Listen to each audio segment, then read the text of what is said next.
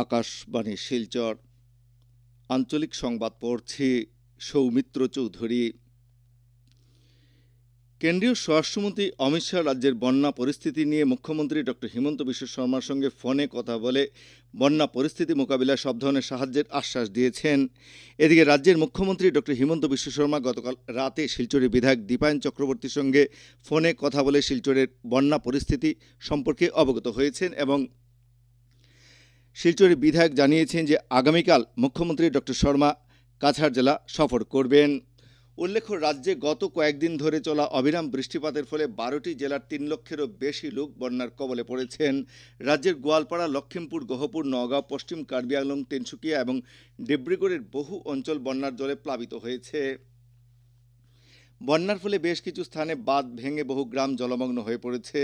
ডিমা হাসাও জেলার উমরাংশুর খান্ডং জলবিদ্যুৎ প্রকল্পের 7টি গেট খুলে দেওয়ার ফলে কপিলী নদীর জলস্তর বৃদ্ধি পেয়েছে এবং এর ফলে হুজাইয়ের বহু গ্রাম প্লাবিত হয়েছে। উত্তর পূর্বাঞ্চলের সবকটি রাজ্যে গত কয়েকদিন ধরে চলা অবিরাম বৃষ্টিপাতের ফলে স্বাভাবিক জীবনযাত্রা ব্যাহত হচ্ছে। ভারী বৃষ্টিপাতের ফলে সংঘটিত ভূমিধস, ঘর ধসে এবং বিভিন্ন স্থানে প্লাবিত হওয়ার ফলে এখনও পর্যন্ত 30 জন লোকের মৃত্যু হয়। এর মধ্যে অরুণাচল প্রদেশের 9 জন, মেঘালয়ের 6 জন, আসামের 8 জন, মিজোরামের 5 জন এবং ত্রিপুরা ও নাগাল্যান্ডের 1 জন করে ব্যক্তির মৃত্যু হয়েছে।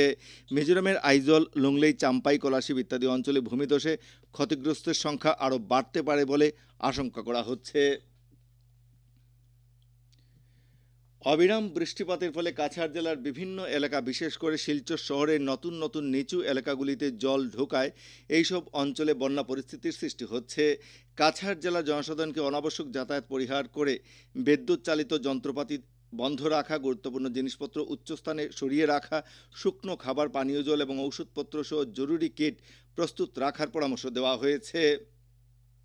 বন্যাপ্রবণ এলাকাগুলিতে বাসিন্দাদের জন্য সম্ভাব্য স্থানান্তর বা উদ্ধারের বিষয়ে আগাম প্রস্তুতি নেওয়ার আহ্বান জানানো হয়েছে। ইতিমধ্যেই শিলচর শহরের বিভিন্ন শিক্ষা প্রতিষ্ঠানে বন্যার কবলে পড়া নিচু এলাকার মানুষ আশ্রয় গ্রহণ করেছেন। মন্ত্রী কৌশিক রায় এবং বিধায়ক দীপায়ন চক্রবর্তী এবং কাছাড়ের জেলা আয়ুক্ত মৃদুল যাদব গতকাল শিলচরের ত্রাণ শিবিরগুলি পরিদর্শন করেছেন। আমাদের শ্রীভূমি সংবাদদাতা জানিয়েছেন যে শ্রীভূমির দুর্লভপুর বাঁধ ভেঙে যাওয়ার ফলে নতুন নতুন এলাকা প্লাবিত হওয়ার খবর পাওয়া যাচ্ছে।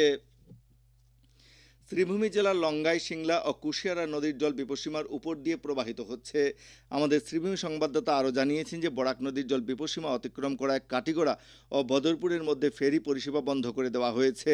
এদিকে রাজ্যের পূর্ত, মীন ও পশুপালন বিভাগের মন্ত্রী কৃষ্ণেন্দু পাল গতকাল শ্রীভূমি জেলা আয়ুক্ত প্রদীপ কুমার দ্বিবেদীকে সঙ্গে নিয়ে পাথারকান্দি বিধানসভা কেন্দ্রের নালিবাড়ি, পৈলামুলি অঞ্চল পরিদর্শন করে বন্যা পরিস্থিতির খোঁজ খবর নিয়েছেন এবং বন্যা দুর্গতদের মধ্যে প্রয়োজনীয় সামগ্রী পৌঁছে দেওয়ার নির্দেশ দিয়েছেন। আসাম বিশ্ববিদ্যালয়ের অধীন আজ ও আগামীকাল অনুষ্ঠেয় স্নাতক FY, UG এবং PG থিওরি, বিএড প্র্যাকটিক্যাল এবং LLB পরীক্ষা স্থগিত রাখা হয়েছে। স্থগিত রাখার তারিখ পরবর্তী সময়ে জানানো হবে। এছাড়া অন্যান্য পরীক্ষাগুলি পূর্ব নির্ধারিত সময়সূচি অনুসারে গ্রহণ করা হবে বলে আসাম বিশ্ববিদ্যালয়ের পরীক্ষা নিয়ন্ত্রক এক বিজ্ঞপ্তিতে জানিয়েছেন। পশ্চিম কাটিগড়ার মহাদেবপুর গ্রামের তালকর গ্রামে 4টি বাড়ি পাহাড় থেকে ধসে পড়ায় ভেঙে পড়েছে। ভূমিধসে জখম হয়েছেন কমপক্ষেও 7 জন। গত দুদিনের প্রবল বৃষ্টিপাতের ফলে গতকাল তালকর গ্রান্টের শিববাড়ি রোড এলাকার পাশের টিলা থেকে মাটি পাথরে ধসে পড়ে। ধসপতনের ফলে ঘুমন্ত অবস্থায় একটি পরিবারের 7 জন মাটি চাপা পড়েন। তাদের উদ্ধার করে জালালপুর প্রাথমিক স্বাস্থ্যকেন্দ্রে নিয়ে যাওয়া হয়।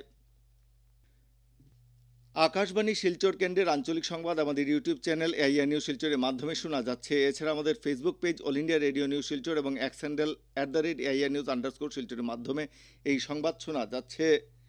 আঞ্চলিক সংবাদ এখনকার মতো শেষ হলো। পরবর্তী আঞ্চলিক সংবাদ রাত 7টা 45 মিনিটে।